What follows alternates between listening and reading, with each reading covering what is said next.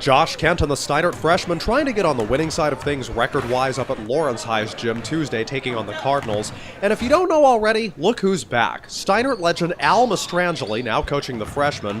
Opening minutes of the game, Lawrence's Brandon Gundy, number 25, putting all the right moves together, drops that in for the first field goal of the game. Dave Marrero of the Spartans to Patrick Carr. Look at Carr take it into the paint, split defenders, and he lays it up and in. Part of a great afternoon for number 12. Marrero pulling down an offensive board, dishes it here to Garrett Mazer. Mazer moves on in and banks it rather nicely.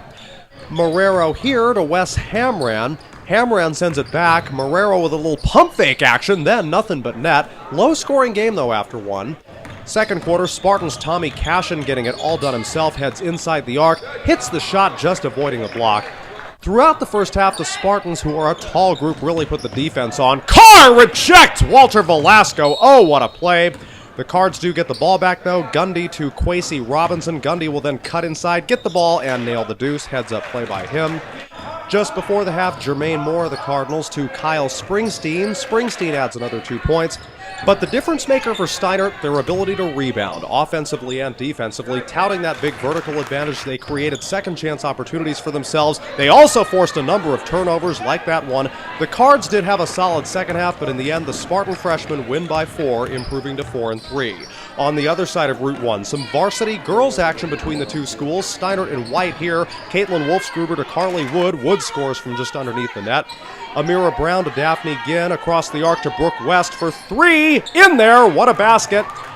Wood in three-point land dishes it to Adriana Boucher. She makes her way into the paint and gives me another reason to call her Big Play Boucher. LHS, though, coming into this with a record of 6-2, wanted to make their own big plays like Brandy Grimes. Fouled, count the basket, though. The bench makes some noise. Mackenzie Ewell quickly adding another of her offensive contributions for the Spartans. Third quarter, Cards in the lead. Dominic Peters puts it up. It doesn't go. Morgan Downs with the board, and she downs the bucket. Great play by her. Late in the period, Darrell Wagner shoots and scores. Still an 8-point deficit, though, for the Spartans to crawl out of as the final quarter began. Rebecca Lubitsky tries to connect with Ewell here, but it's Brown with a takeaway. She sends it to Ginn. Ginn from on the three-point line is on point.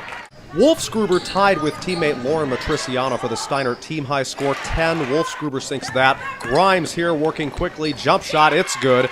The Spartans in the final minutes tried to make it a one-possession game. Ewell with some great moves here. She'll get her own board. Can't hit it a second time, but it's Matriciano to the rescue. The Spartans were down by 4 with a minute and a half to play, but trailing by 7 with under a minute. West for the Cardinals was your game-high scorer. Lawrence High comes into Hamilton, and the Cards leave with an 8-point win. They are now 7-2. We started pacing ourselves, being under control and stopped forcing shots.